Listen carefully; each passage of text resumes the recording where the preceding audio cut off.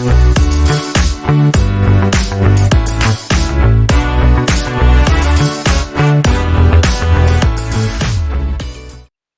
मित्रांनो, आज hello sir या माध्यमातून आपण इंग्लिश लँग्वेज हे जे बँकिंग स्टाफ सिलेक्शन या एक्झाम्स मध्ये फिल इन द ब्लँक्स हा जो प्रकार आहे ह्यासाठी बरेचसे विद्यार्थ्यांना प्रॉब्लेम होतो. आणि त्याच्यामध्ये ऍक्च्युअल असं होतं की वर्ब, नाउन्स आणि ह्या ग्रामॅटिकल एरर्स किंवा आपल्याला सिनोनिम्स, अँटोनिम्स त्याचं जे वर्डचं मिनिंग्स असतात ते नक्की समजत नाही. आणि आज आपण या विषयावरती जास्त बोलणार आहोत. आज बघूया की नक्की फिल इन द ब्लँक्स हा प्रकार काय आहे. इथे तो पहिला प्रश्न असा आहे, the flash of the torch dash a cobra. आता तुम्हाला इथे दिलेलं आहे the flash of the torch dash a cobra. आता एक कोब्रा लिहिलेला आहे. आता तुम्ही जर बघितलं तर याचा अर्थ असा आहे की तुम्हाला इथे काहीतरी एखादी गोष्ट जी आहे ती प्रिव्हियसली आपण जी बघितली नाही ती कुठेतरी रिव्हील करायचं म्हणताय. म्हणजे इथे आपण एक्सपोज म्हणू शकत नाही, डिस्प्ले म्हणू शकत नाही, पण आपण इकडे जर आपण बघितलं तर आपण याला रिव्हील म्हणू शकतो. म्हणजे याचा अर्थ आहे की जर आपल्याला एखादी गोष्ट पाहिजे असेल तर आपण रिव्हील आपण या ठिकाणी करू शकतो. बिकॉज समथिंग अशी आहे जी नॉट सीन आहे ते आपल्याला करायची आहे. So flash of the torch म्हणजे आपल्या टॉर्च मध्ये हा कोबरा आहे which is not seen which is been revealed. He dashed himself a stiff drink before making a statement to the police officer. आता इथे जर तुम्ही बघितलं तर याचा अर्थ असा आहे की ही थ्रू, ही पोर्ड, ही फाईल, स्लिप. आता याच्यामध्ये 4 ऑप्शन दिलेले आहेत.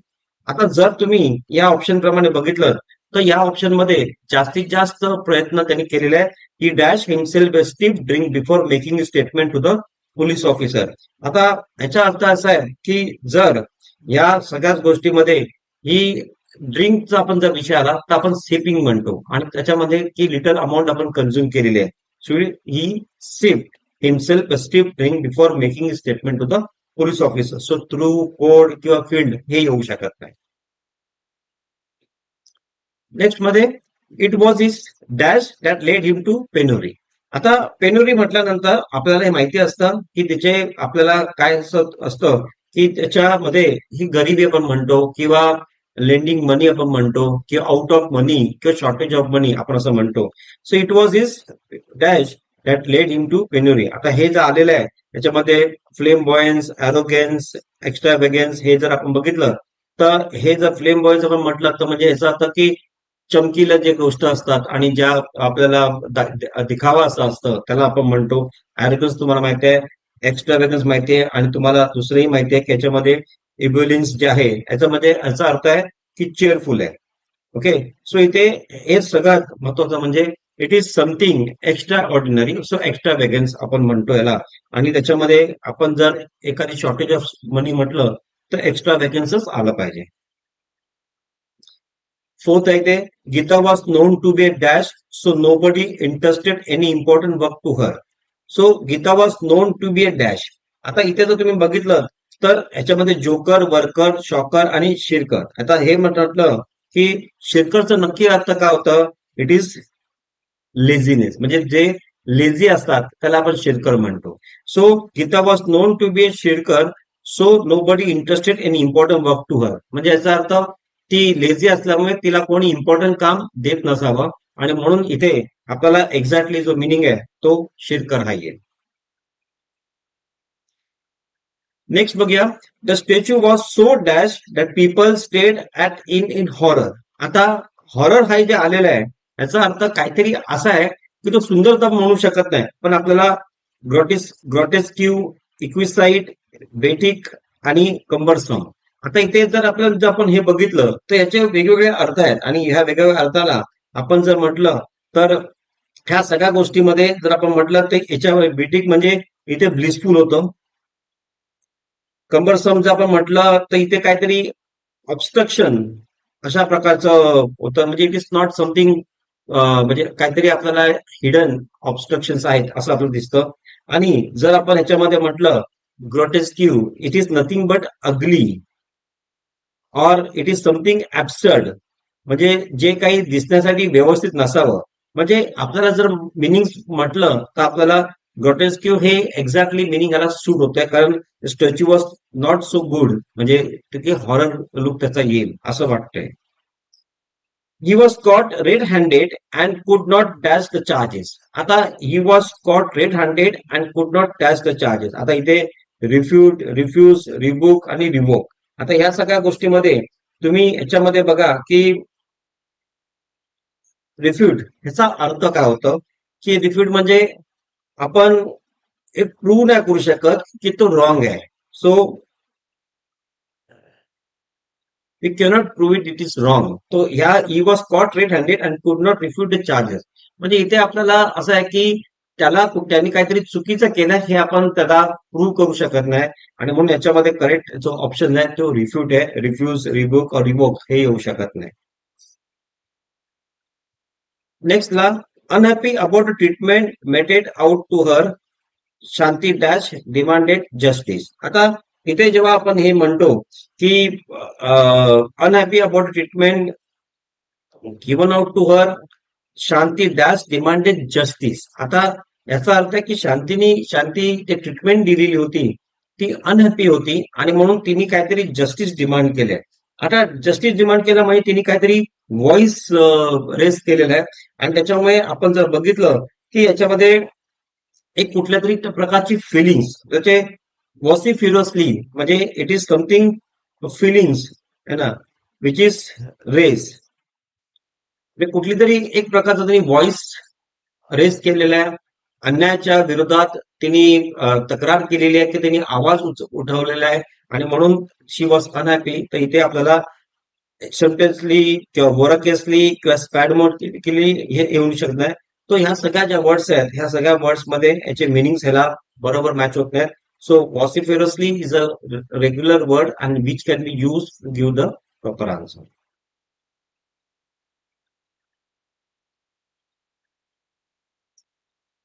आता नेक्स्ट क्वेश्चन आपण बघूया. The police spread tear gas dash on the spread streets. आता याचा अर्थ काय होता की police spread tear gas on the spread streets. म्हणजे आता याचा अर्थ की जे लोक जी हल्लागुल्ला करत होती किंवा डेमॉन्स्ट्रेशन करत होती त्याच्यावरती त्यांनी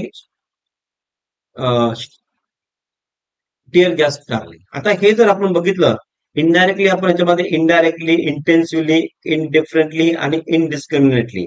आता ह्याच्यामध्ये काय होतं की ह्या सगळ्या गोष्टीमध्ये तर पोलीस स्प्रेड टिअर गॅस म्हणजे त्यांची जी जजमेंट होती, okay, it was a careful judgement. इथे आपण जर बघितलं so it is careful judgement. म्हणजे आपण जर बघितलं की त्यांनी कुठे कोणाला इजा होऊ नये, पण त्याप्रमाणे जो मॉब आहे त्याच्यावरती कंट्रोल पण आला पाहिजे, अशा प्रकारचं त्यांनी ते कृत्य केलेलं आहे, म्हणून त्याला इनडिस्क्रिमिनेटली हा प्रॉपर वर्ड आहे. Next, we are happy to dash the receipt of a order number 4071 dated 13 March 1996. आता हे जे लिहिलेलं आहे वी आर हॅपी टू, आपण जेव्हा म्हणतो की एखादी गोष्ट आपण एक्नॉलेज करतो, आणि म्हणून त्यावेळेला आपण काय म्हणतो की रिसिप्ट आपण एक्नॉलेज केली किंवा एक्नॉलेजमेंट घेतली, तर त्याला आपण डायरेक्टली एक्नॉलेजेस म्हणतो, दुसरा त्याला कुठला वर्ड नाहीये. So perfect answer is acknowledge. All jobs are respectable dash of their nature.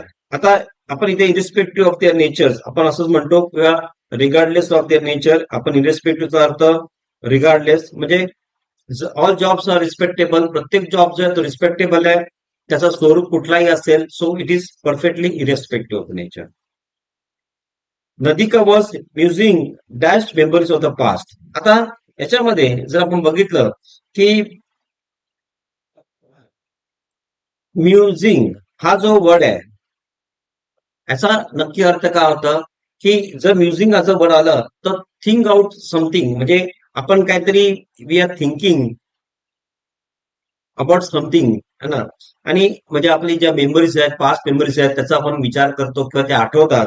आणि ह्याच्यामध्ये Nadika was musing on memories of the past, so on the memories of the past it is the right. So इथे आपल्याला on इथे use होणार. The lame boy try to climb up the staircase without dash help. आता lame boy म्हणजे आपण म्हणतो तो handicap आहे, try to climb up the staircase without dash help. आता विदाउट डॅश हेल्प म्हणण्यापेक्षा आपण विदाउट एनी हेल्प आपण म्हणू शकतो. म्हणजे कुठलीही मदत न घेता त्यांनी ते स्टेअरकेस क्रॉस करण्याचा प्रयत्न केले, का चढण्याचा प्रयत्न केला. Each school has its own set of rules that all good people should follow them. आता ईच स्कूल, प्रत्येक स्कूलमध्ये आपण म्हटलं की त्यांचा प्रत्येकाचा एक वेगळं नियम असतात, नियमावली असते. All good people should follow them dash. आता इथे आपण दोन कंजक्शन करतोय, दोन वाक्य जोडतोय. सो अँडची गरज आहे. So it is fourth option and इथे proper answer. On my return from a long holiday I had to dash with a lot of work. On my return from a long holiday, I had to dash with a lot of work. So आपण इथे म्हणतो की आपल्याला catch on पाहिजे का ketchup पाहिजे, म्हणजे नक्की काय. सो आपण इथे म्हणतो की टू कॅचअप म्हणतो आपण. जर आपल्याला एखादी गोष्ट कॅचअप करायचं आहे, आपण परत आल्यानंतर आपण परत त्या कामामध्ये रुजू होतो, तेव्हा आपण कॅचअप म्हणतो. So it is very important की इथे आपल्याला कॅचअप हे यूज करायला लागेल. Only one of the boys that not done the homework given yesterday. One of the boys that's not done the homework given yesterday. आता ह्याच्यामध्ये आपण म्हटलं की one of the boys have not, has not, can, could. It is has not. म्हणजे has not done the homework given yesterday. आता याच्यामध्ये among the boys किती जे होते त्याच्यामध्ये आपण कुठल्या मुलांनी केलं नाही. So has not done homework given yesterday. So एखादा व्यक्ती मुलगा ज्यांनी ते होमवर्क नाही केलंय, सो इथे आपण प्रॉपरली हॅजच यूज करतो. Hopes of a settlement depends on the dash of the discussion. आता hopes of a settlement depends on the dash of a discussion. आता हे जे आपण म्हणतो की याच्यामध्ये आपण या सेटलमेंटचं जे डिपेंड्स आहे त्याचा आउटकम काय, मग आपण आउटकम यूज करतो की सेटलमेंट जे झालेली आहे त्याचा डिस्कशनचा आउटकम काय आलेला आहे. आणि म्हणून फाइंडिंग्स, ब्रेक थ्रूज, रेझोल्युशन हे आपण करत नाही. आपण त्याचं जेव्हा फाइंडिंग्स होतात तेव्हा त्याचा आउटकम काय येतं, कारण settlement depends on the outcome of the discussion. डिस्कशनचा फायनल रिझल्ट काय आहे त्याला आपण आउटकम म्हणतो. We must avail ourselves dash every opportunity that comes dash our way. आता we must avail ourselves. दोन फिल्म ब्लँक्स आहेत. Dash every opportunity that comes our way. आता इथे जर तुम्ही बघितलं तर इथे we must avail ourself of every opportunity that comes in our way. Okay, not on, in, against, for, to. तर याचा अर्थ असा आहे की हा फर्स्ट ऑप्शन आपल्याला परफेक्ट याच्यामध्ये आपण बघू शकतो. कारण अवेल जे आहे it is nothing but a work. So याच्यामध्ये आपल्याला हे दोन ऑप्शन्स जे आहेत ऑफ आणि इन हा पहिला. आणि जर आपण it is time dash, it is time we dash with determination. आता हा जो वाक्य आहे it is time we dash with determination, हा पास्ट सिंपल मध्ये आलेला वाक्य आहे. आणि म्हणून इथे जेव्हा पास्ट सिंपल मध्ये आलं so it is time we acted with determination. So we are actually acting on that particular situation, so it is acted with determination here. When the thief entered the house, the inmates dashed in the halls. आता इथे जर म्हटलं when the thief entered the house, the inmates म्हणजे जे घरामध्ये जे लोक होते were slept, were sleeping, slept, had been sleeping. आणि जर तुम्ही परफेक्टली म्हणतात it is were sleeping. When the thief entered the house, the inmates, those who were in the house, जे घरामध्ये होते ते झोपी गेले होते आणि म्हणून वेअर स्लीपिंग. सो ती क्रिया जी आहे ती वेअर स्लीपिंग हे बरोबर आहे. वेअर स्लेप्ट नाही, कारण ऑलरेडी त्याची झोपत होती ती क्रिया चालू होती. सो स्लीपिंग ING इथे येणार. Next, 700 men work for 10 years to dash the Borobudur temple in Java to its former of glory. 700 men worked for 10 years to dash the Borobudur temple in Java to its former glory. आता इथे बघा restore, give, create, revive हे जर तुम्ही बघितलं तिथे काय होतं की आपल्याला हा जो टेम्पल आहे हा आधी खूप सुंदर होता, तसंच आणण्यासाठी आपल्याला तो रिस्टोर करावा लागतो. रिस्टोर करणं म्हणजे it is nothing but a work but to repair.